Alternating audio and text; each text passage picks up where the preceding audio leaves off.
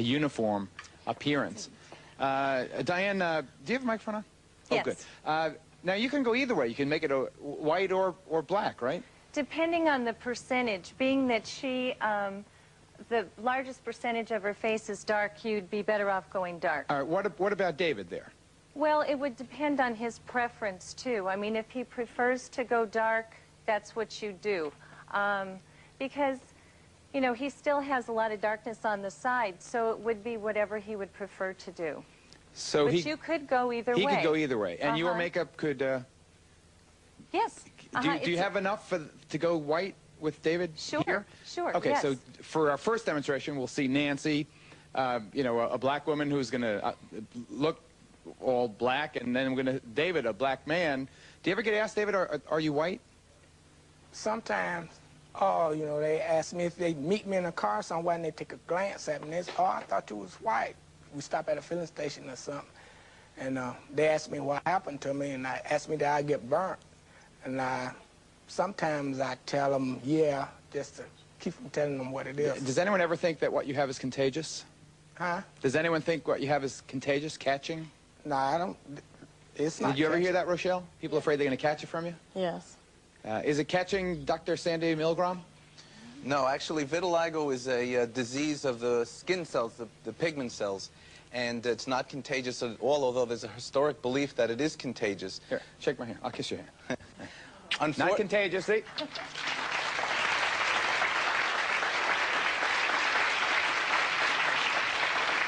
I think that Rochelle brought up an important point before. I mean, cosmetic cover-ups are extremely important, and people have to understand that these people do have feelings of inadequacy, of loss. They have feelings of prejudice and rejection, but that people out there have to understand that this is a medical illness, that there are treatments available. Rochelle alluded to the most popular treatment, which is PUVA, which is taking a pill, which is an extract from celery. And ultraviolet A light. It works in 50 to 70% of people. And in fact, Rochelle's skin looked like David's before she started treatment. Ah, really? That's after 3 months of treatment. Now, cosmetics are extremely important, and I'm not going to minimize the importance of cosmetics. But a man like David doesn't want to get up every morning and put cosmetics on his face. And be like Michael Jackson, never leave the room until he has his makeup on. Now, if people have more than 50% of their body, there is a depigmentating agent. It's called monobenzyl ether of hydroquinone. Is there any bleaching, real bleaching? Do people really bleach their skin? That is the bleaching agent. And but do people without the disease bleach their skin? Well, it's only available through dermatologists. It's very hard to get. Yeah, but if you have a dermatologist in your pocket. Well, all right. But you can get it. It is a prescription medication. The only thing is it's permanent depigmentation. And it takes about a year.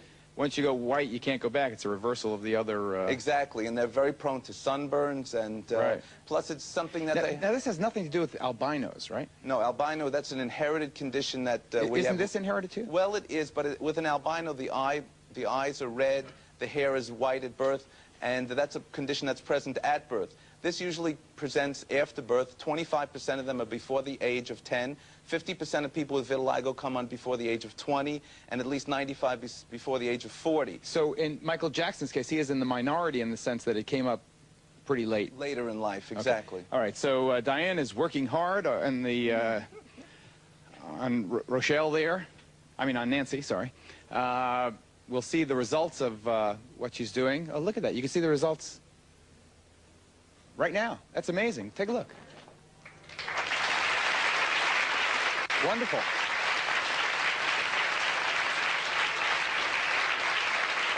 Nicely done. We'll be right back. We're going to have David try it. He's going to go the other way. David's going to go white.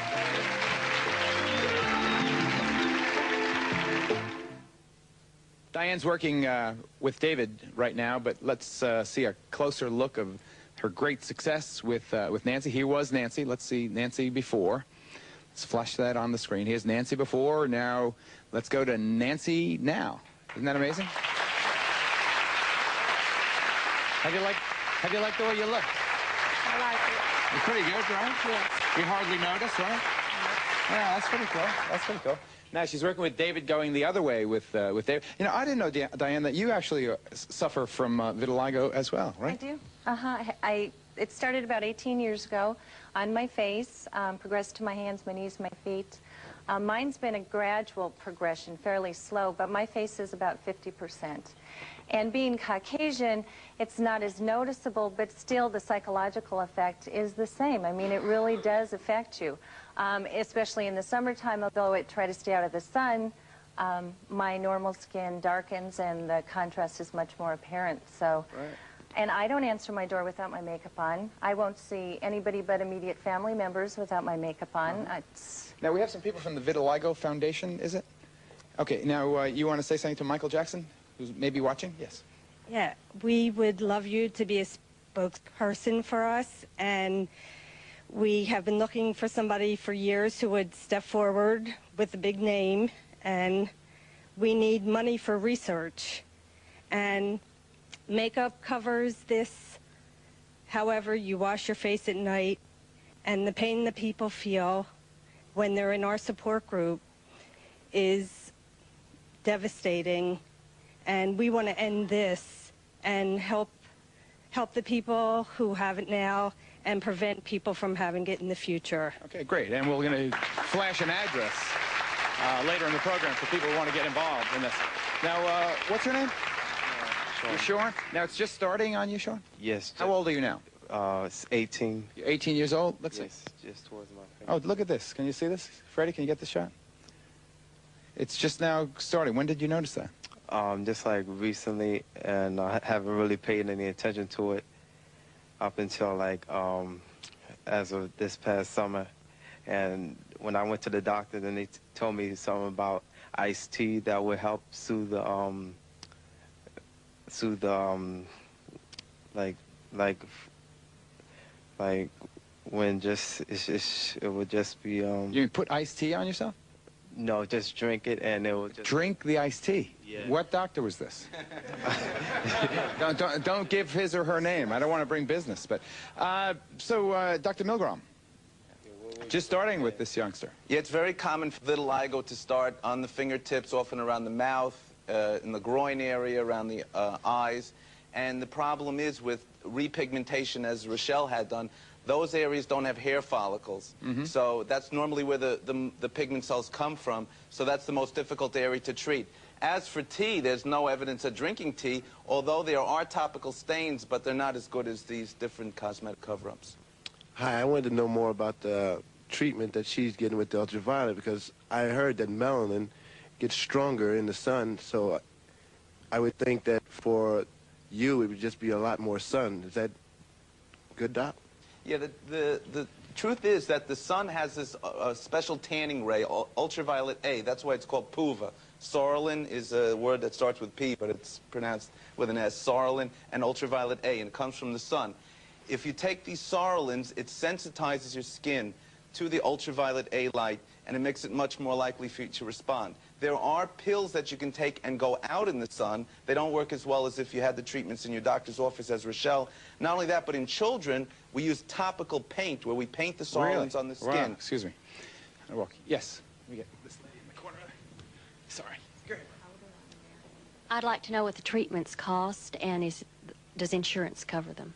Oh, now that's a good question. Now, which one of you ran out of insurance, Rochelle? Was it you?